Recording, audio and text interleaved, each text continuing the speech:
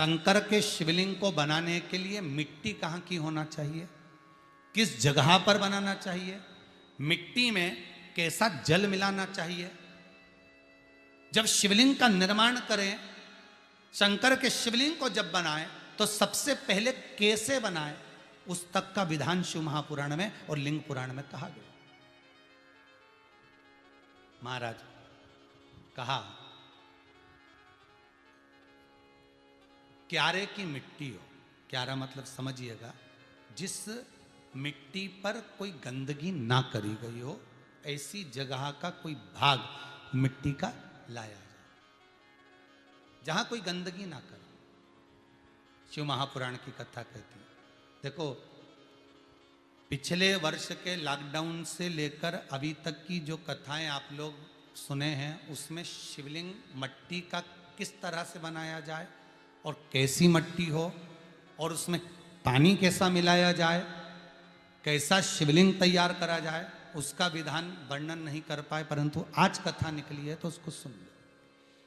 क्यारे की मिट्टी, क्यारे की मिट्टी मतलब जिस मिट्टी पर कोई गंदगी ना करी गई हो, ऐसी जगह की मिट्टी को लेकर जाए और मिट्टी को लाने के बाद थोड़ा पानी का सींचन कर दें, अर्थात घर में लाएं तो उससे पहले मिट्टी को पवित्र करें। अपने घर में गंगा जल रखा हो, यमुना जल रखा हो, सरयू जी का जल रखा हो, उससे मिट्टी का सींचन कर दें। मान लो अगर ये जल नहीं भी है तो जल के अंदर थोड़ा सा इत्र डालकर मिट्टी का सींचन कर।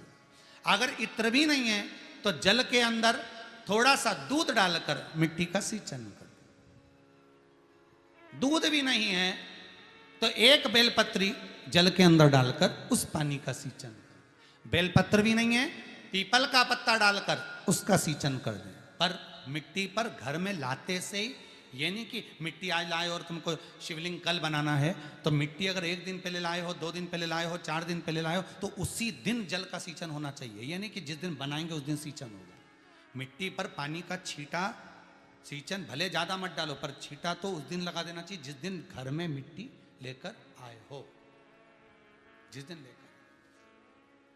फिर भले तुम शिवलिंग 15 दिन बाद बनाओ, 8 दिन बाद बनाओ, 10 दिन बाद बनाओ, 3 दिन बाद बनाओ, पर उस समय पर मिट्टी का सींचन उस समय हो जाना चाहिए।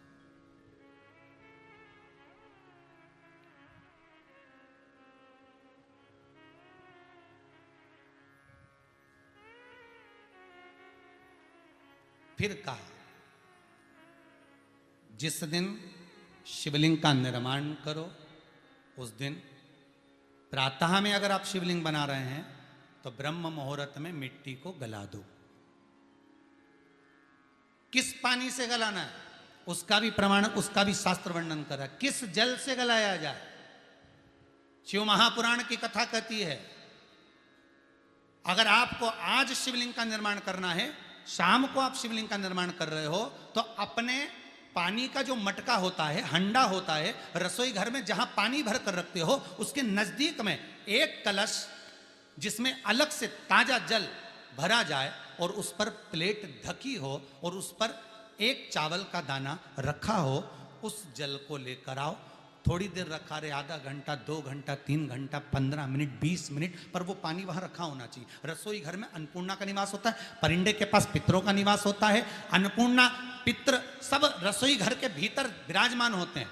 शास्त्र कहता है 33 कोटि देवता एक समय के लिए, एक क्षण के लिए हमारे रसोई घर में प्रवेश करते हैं। इसलिए रसोई घर को तुम पूरे घर को स्वच्छ रखो ना रखो, पूरे घर को तुम साफ रखो ना रखो, पर रसोई घर एकदम क्लीन होना चाहिए, साफ होना चाहिए, स्वच्छ होना चाहिए। आज के ज़माने में तो खैर गया, पर पहले जब मिट्टी के चूल्हे होते थे, जब चूल्हा बंद होता था तो उसको गीला कर कर, गोबर को या पानी में उसको गीला कर कर, एक कपड़े को गीला कर कर पूरे चौके को, रसोई घर को पोंछा जाता था। मिट्टी का होता था वो, तो भी उसको पोता लगाते थे, पोंछते थे।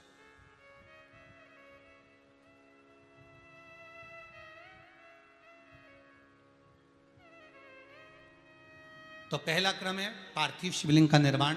सावन के महीने में अगर आप शिवलिंग बनाते हैं, सोमवार को शिवलिंग बनाते हैं, तो नियम ध्यान रखिएगा महाराज, लिंग पुराण से है ये, इसका नियम ध्यान रखिए। क्या करना है, मिट्टी को लाना है, जल का छींटा देना, छींटा जरूर देना, घर में लेकर आए और जल का छींटा होना जरूरी है। 2 दिन तक 3 दिन तक मिट्टी रखी हुई है, और उसके बाद अगर आपने पानी का छींटा नहीं दिया है और आपने डायरेक्ट मिट्टी को गला दिया और उसके बाद बनाया, तो उसका कोई प्रमाण नहीं। जल का छींटा अवश्य। फिर उसको रख दें, 15 दिन बाद बनाओ, 4 दिन बाद बनाओ, 3 दिन बाद बनाओ, 2 दिन बाद बनाओ। शिवलिंग जब बनाओ तब उस मिट्टी को, जो कलश आपने रसोई घर में रखा है चावल का दाना रखकर प्लेट के ऊपर, अर्थात उस कलश का जल उस मिट्टी में थोड़ा सा डालिए। क्यों डाला जाता है उसका भी भाव वर्णन किया है। अब भविष्य पुराण, स्कंद पुराण और अग्नि पुराण, इन तीनों से ले लिया गया। वर्णन किया गया, जब उस कलश का जल हम डालते हैं तो उस कलश में पितरों का भाव आ जाता है, अन्नपूर्णा का भाव आ जाता है, घर में लक्ष्मी का भाव आ जाता है, संपदा का भाव आ जाता है। पूरे 24 घंटे के अंदर एक क्षण के लिए रसोई घर में 33 कोटि देवता आते हैं, तो वो देवता का सारा भाव उस कलश के अंदर आ जाता है। और वो जल जब हम उस मिट्टी में मिलाते हैं तो गंगा, यमुना, सरयू, सरस्वती, ये 33 कोटि देवता में, तो इन सब का आनंद उस जल में आ जाता है। और वो जल जब हम मिट्टी में मिलाते हैं तो मिट्टी पवित्र हो जाती है, स्वयं कैलाश अधिपति को स्वीकार करने के लायक हो जाती है, निर्मित करने के लायक हो जाती है।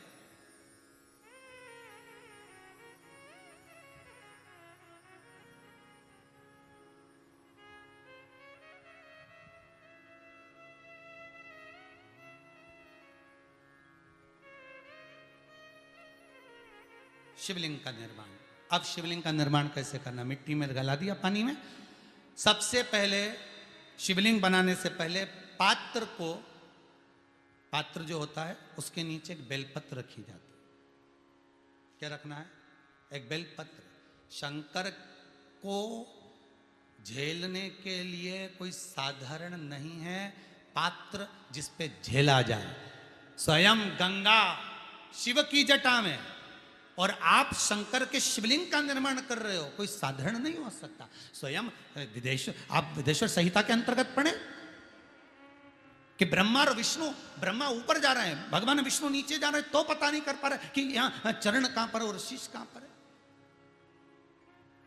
उसको जान ही नहीं पा रहे।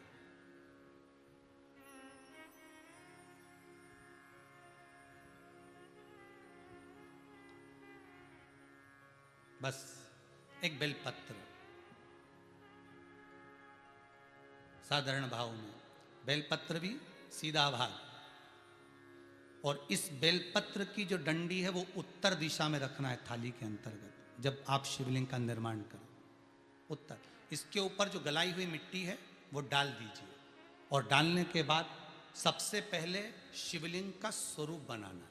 सबसे पहले नीचे की जलाधारी नहीं बनाना। क्या बनाना है? शिवलिंग का स्वरूप बनाना। बनाने के बाद उसी शिवलिंग के पास में और मिट्टी डाल लीजिए, फिर जलाधारी का निर्माण करें। फिर जलाधारी,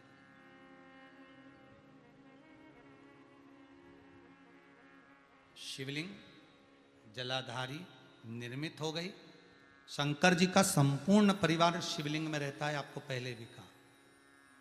भगवान भूत अधिपति भूतेश्वर, भगवान शिव का संपूर्ण परिवार शिवलिंग में, पहले भी कथा में कहा, आज फिर आपको वर्णन कर देते हैं। जैसे ये जलाधारी है गोल, ये चरण है, ये शिवलिंग है। ये जो गोल भाग है जहां पर भगवान शंकर का शिवलिंग रखा है, ये पार्वती जी का हस्त कमल है। जहां से पानी नीचे गिर रहा है, इसके राइट भाग में श्री गणेश जी का स्थान, लेफ्ट भाग में श्री कार्तिकेय जी का स्थान। बीच में जो एक मोटी सी लाइन होती है जलाधारी में, वो पार्वती जी के सुंदर पुत्री अशोक सुंदरी का स्थान। शंकर जी के ऊपर जो तिकोनी रखी रहती है, उसके ऊपर से जो जल बूंद बूंद नीचे गिरता है, ये जो पानी बूंद बूंद नीचे गिरता है, या आप कलश से जल चढ़ाते हो या आप श्रृंगी से जल चढ़ाते हो, तो ये जो पानी गिर रहा है, ये शंकर भगवान की 5 पुत्रियां, जया, विषहरा, शामरी बारी, दोतली और देव, ये शंकर जी की 5 बेटियां, 5 पुत्री।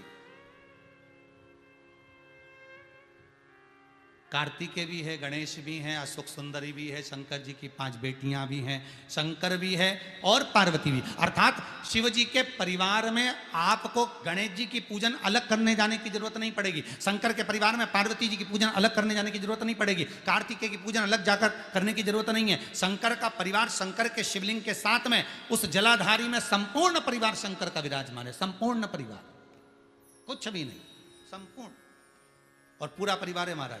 फिर वही बात आई, ध्यान दीजिएगा, जिस व्यक्ति को नींद ना आवे, रात्रि को सोते समय टेबलेट खाने की जरूरत नहीं, शंकर भगवान की 5 पुत्रियों का नाम लीजिए। जया, हाथ में जल लो, पलंग पर बैठो, जल हाथ में लिया, जया आचमन कर लो, विषहरा आचमन कर लो, श्यामली बारी आचमन कर लो, दौतली आचमन कर लो और देव आचमन कर लो। ये शंकर की जो 5 पुत्रियां हैं, ये ऐसी पुत्रियां हैं जो निंद्रा देवी को लेकर आती हैं और हमें विश्राम का आनंद सुख प्रदान करती, हमारे नयनों पर विराजमान रहती।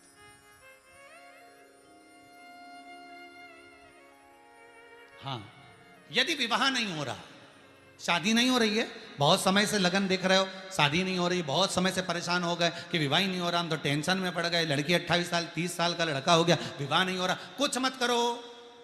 अष्टमी तिथि आए तो अशोक सुंदरी वाली जो जगह है वहां पर हल्दी की 7 बिंदियां लगा दो, लड़का लड़की का हाथ उस बिंदी पर रखवा दो, उसका नाम गोत्र बोलो, उसी हल्दी में उसके हाथ पीले करवा दो और पीपल के पेड़ पर उस हाथ के 5 छापे पड़वा दो, 3 महीने में विवाह पक्का हो जाता है महाराज। उसका इतना, अशोक सुंदरी के उस हल्दी का इतना प्रमाण,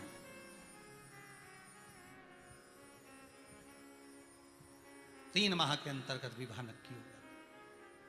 इतना इतना प्रमाण है महाराज। भगवान शिव की आराधना का कोई साधारण फल है महाराज।